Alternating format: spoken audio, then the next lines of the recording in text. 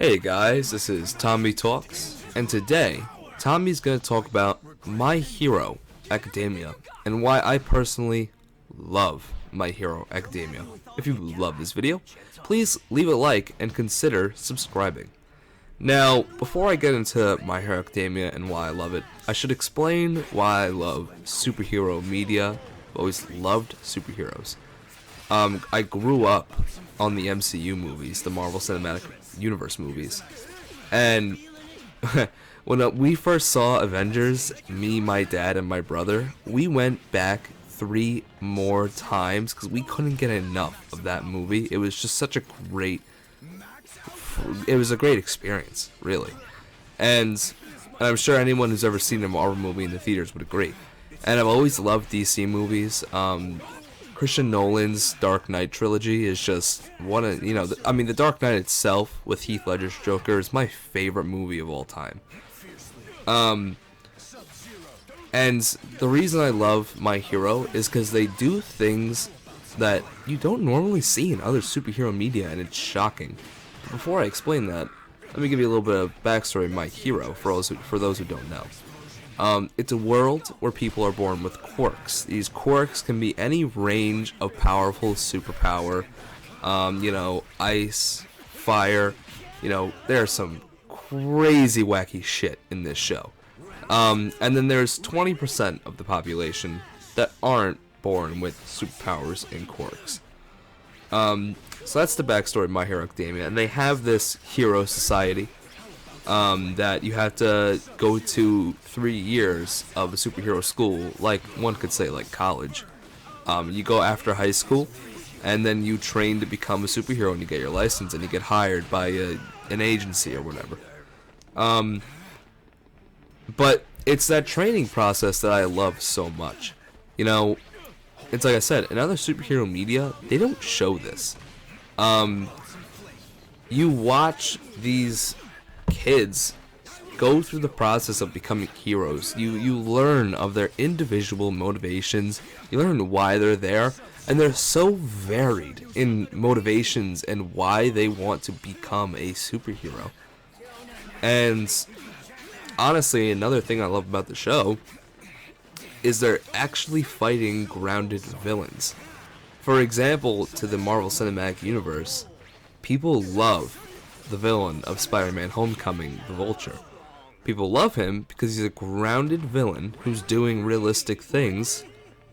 He's doing bad things, but he has good intentions, and he's grounded. And I'm not saying all villains have to have good intentions, but people love him because that's who he is. And the villains in My Hero Academia, they're so freaking grounded and badass. The main villain, Tomura Shigaraki, is so cool. Another side villain, Dabi, is so cool. You don't learn a lot about them from the beginning, but I'll go into that later. And going back to the hero side of things, when I was speaking about their motivations, there are so many different reasons, and a lot of movies that try to capture what superheroes are don't properly get very unique ideas, I feel. There's this character named Todoroki. He's like the most popular character from the show online. He was a child, right? Born from the Flame Hero Endeavor. And the Flame Hero Endeavor married the Ice Hero. Well, she's not really a hero, but she had ice powers, because Endeavor's issue is that he gets overheated, and he is the number 2 hero in Hero Society, and he wants to be number 1, but he never can, because he can't surpass the number 1 hero. So he purposely gets into this relationship with the Ice Princess character or whatever, and he has a son who has his flame power and his mother's ice powers. And what ends up happening here is that Endeavor wants so bad to be number 1 that he beats his son, and he beats his wife, and he drives them both crazy.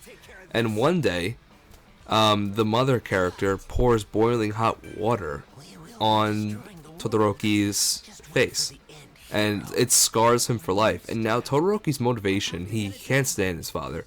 Todoroki's motivation He's doing what his father wants, but he's doing it to spite his dad. In the beginning of the show, he only uses his ice powers. He refuses to use his flame powers. As for other people, Deku, Midoriya, whatever you want to call him, he's the generic kid who just wants to save people and love it, but I can't explain why, but he does it so well. There is another hero called Uravity in training, and she's literally there for the money. She says it outright. She's not a bad person. She's a great person. But she says, well, I want my parents to retire, and I'm here to make money to make that happen. I want to help them with their business and do this and that. And I love that. And then they follow up things like that with characters like Stain. He's a villain on his own. And his motivations is to cure hero society. He wants to kill all of the bad heroes. Heroes are there for money. Heroes who are there for fame. Anything amongst that, he wants to kill them. Now, speaking of Stain, I wanted to go into some of the other reasons why I just absolutely adore the show. And that is because unique powers. Marvel and DC have been copying each other for years on costumes, powers, tropes, whatever you want to call it. My Hero Academia is just a superhero media on its own level. Alright? This character, Stain, if he even licks or drinks blood, like blood from you, you are now paralyzed for a certain amount of time. When have you ever heard of a power like that?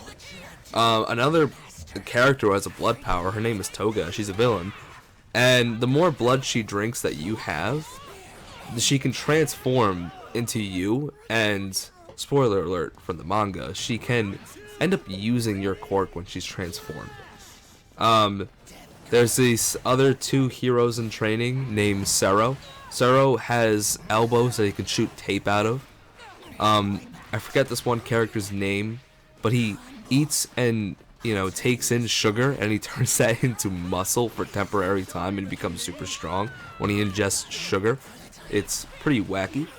Another one of the protagonists, Bakugo, he has explosions come out of his hands because he turns his sweat into nitroglycerin and he just blows up things out of the palms of his hands. A villain called Overhaul can deconstruct and recreate anything with the touch of a finger. It is quite cool. And all this positivity, there are things that I do not like about My Hero Academia, and whenever I hear people complain about My Hero Academia, because it's not all great, I feel like they don't touch on these subjects that I actually feel are the problems. I think the series plays it too safe. This is a hero society world where there are so many villains, because, think about it, 80% of the population is born with powers. Not everybody's going to go throughout the 3-year process of becoming a hero. And quite honestly, when you watch the show, most people get rejected. I feel like there'd be so many villains out there. People were just born with powers. And that being said, I think that it would be a very dangerous job. And I don't think there's enough death. Now this is the spoiler warning, because from here on out in the video it's going to be spoilers. One of the big, I feel like the first big series death is this character named Sir Night-Eye in Season 4. And we just met him that very season, and they kill him off, and he was a pretty cool character so far. And I feel like there's not really that in Seasons 1 through 3. There's just none of that. In Season 1 through 3, in Season 1 exactly, two heroes get extremely injured, and they just recover. I don't know. I want more loss. I want more death. I'm not saying I want My Hero Academia to be freaking Game of Thrones or The Walking Dead. I just think there should be more issues happening inside the show. As for, losses, there's a character named Lemillion, and he is a third-year student at the, UA college, My Hero School. And he loses his quirk. I'm not going to explain why, but he loses his quirk. And again, he's another character we just met in Season 4. Cool character. And he loses his quirk, and You know, they foreshadow him getting it back sometime in the future, but you know, like I said, he loses it, and I feel like they want so bad not to touch the 20 year one students, and there are a lot of them that just nobody cares about, if I'm being quite honest with you. And another complaint about the show is that I mentioned it in the beginning of the video, is the villains don't get enough, you know? Now, continuing the spoiler warning, I read the manga, so Season 5 just premiered 2 days ago, and the first episode was great, but I read the manga, and the second half of what I think Season 5 is going to be, the villains get they get an entire story arc.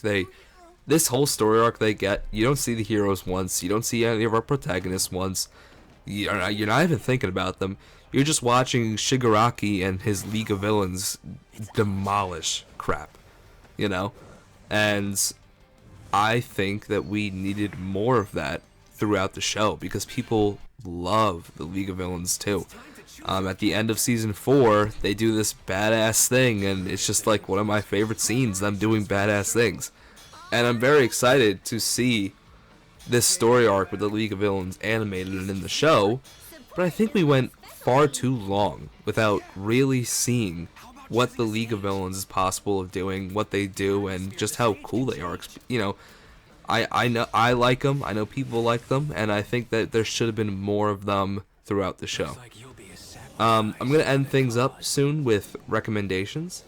I recommend this show to anybody who has seen a Marvel movie and has liked it. You know, Marvel is so mainstream. I recommend this movie to anybody who has seen a DC movie and liked it. I got my girlfriend to binge watch the entire show, and by herself, not with me. You know, like usually I forced her to binge watch stuff. She's not really a movie TV goer like I am, but she loved it. And I was so shocked. You know, I got her to watch the first 3 episodes with me, and she seemed bored, and she took it upon herself to go watch the rest of the show, and she did it in like a week. But that's all for Tommy Talks today, guys. Thank you so much for watching, and have a beautiful day.